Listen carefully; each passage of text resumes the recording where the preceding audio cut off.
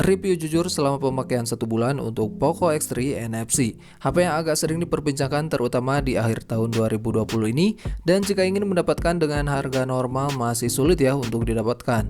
Mudah-mudahan di tahun berikutnya untuk yang mau meminang HP ini dapat lebih dipermudah. Dibilang HP gaming banget, menurut saya enggak ya. Meski dibekali dengan Snapdragon 732G, mungkin di beberapa game masih oke. Dan untuk di game PUBG Mobile sendiri, untuk settingan grafis yang kita dapat masih smooth ultra ya, atau halus ultra, dan mentok di HD high. Tapi meski begitu, kalau melihat dari sisi harganya, ini mungkin masih wajar ya, toh masih bisa oprek-oprek lagi jika mungkin kalian ingin menggunakan di settingan smooth extreme atau 90 fps. Untuk caranya sudah saya siapkan di playlist pembuatan video selanjutnya. Beralih ke performa baterai, dengan menampung kapasitas 5160 mAh menurut saya lumayan awet ya, meski definisi awet beragam. Setelah saya memainkan game PUBG selama 1 jam, baterai hanya berkurang sekitar 19%, serta ditambah seperti memainkan sosmed dan streaming dari 100% sampai 4% cukup mampu bertahan sekitar 13 jam ya, meski di 2 jam terakhir saya tinggal tidur ya. Nah mungkin ini tergantung dari persepsi kalian awet gak awetnya. Kalau menurut saya sih masih wajar ya, dengan isi daya hanya memerlukan 1,5 jam untuk mencapai 100% dari 10%.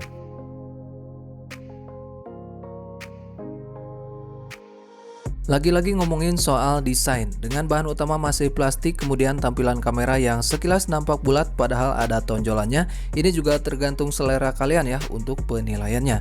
Dengan bahan plastik seperti ini sangat rawan untuk terkena goresan, kemudian saat dipegang agak lumayan licin ya, dan sidik jari kita seakan mudah banget menempel di casing belakangnya ini.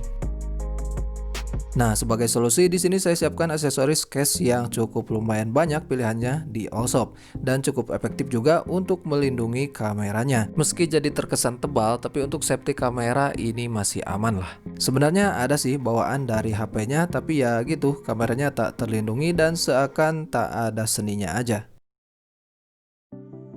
Beralih ke refresh rate, mungkin ini sebuah keunggulan juga untuk performa scrolling dan game.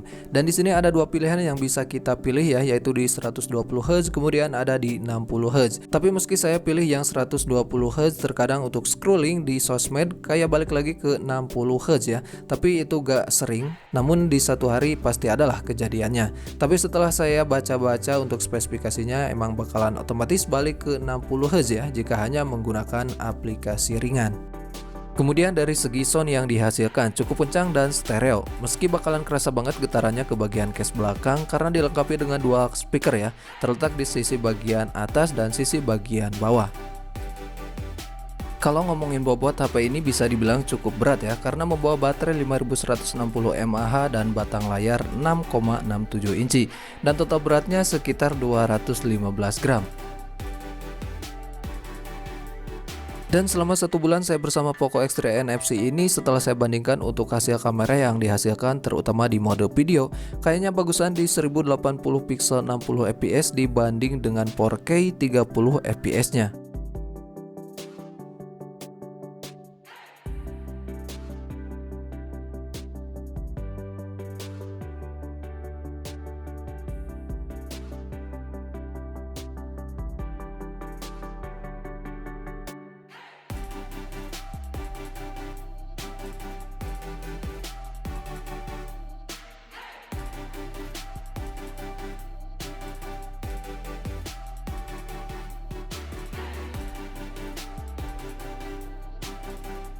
Kemudian masih ngomongin soal kamera, di sini ada opsi mode dual kamera ya, dan mungkin untuk sebagian orang bermanfaat. Fungsinya sih hanya seperti ini.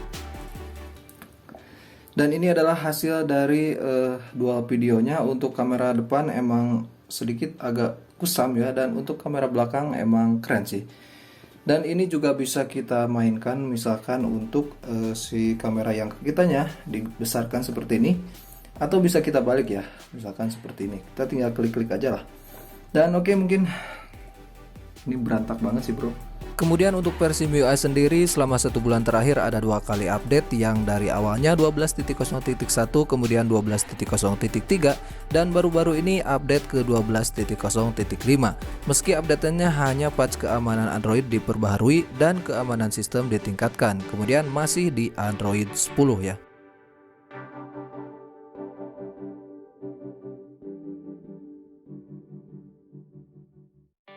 Kemudian untuk soal slot memori atau untuk kartu SIM ini masih hybrid dan gak bisa dibilang kekurangan juga, karena setidaknya kita masih bisa memilih mau menggunakan dua kartu SIM atau salah satunya kita simpan dengan memori eksternal. Tapi kalau kalian sudah memilih yang varian 8/128 GB, mungkin baiknya ini isi aja dengan dua SIM ya. Dan seperti yang kita tahu untuk Poco X3 NFC ini meluncurkan dua versi ya. Ada yang 6/64, ada yang 8/128, dan untuk harganya hanya beda-beda sedikit sih. Dibilang tebal menurut saya juga iya, karena untuk ketebalannya ini mencapai 9,4 mm dan penyimpanan fingerprint yang disatukan dengan tombol power mungkin jika baru megang harus sedikit agak adaptasi. Kemudian untuk warna-warna yang ditampilkan di layarnya ini juga agak begitu over, kemudian masih jelas aja dan detail untuk warna-warnanya.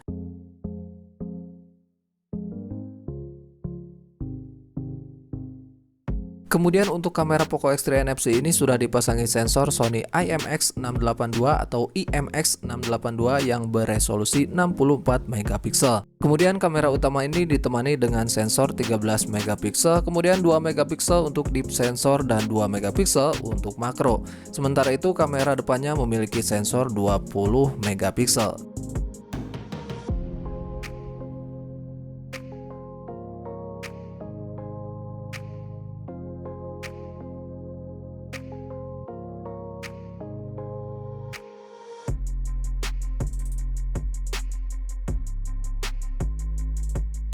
Mungkin untuk kesimpulannya setelah pemakaian 1 bulan, kalau menurut saya banget oke dan rekomendasi.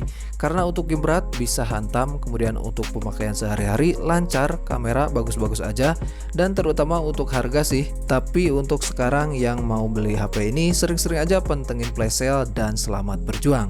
Like bila suka dengan videonya dan dislike aja bila kalian tidak suka dengan videonya.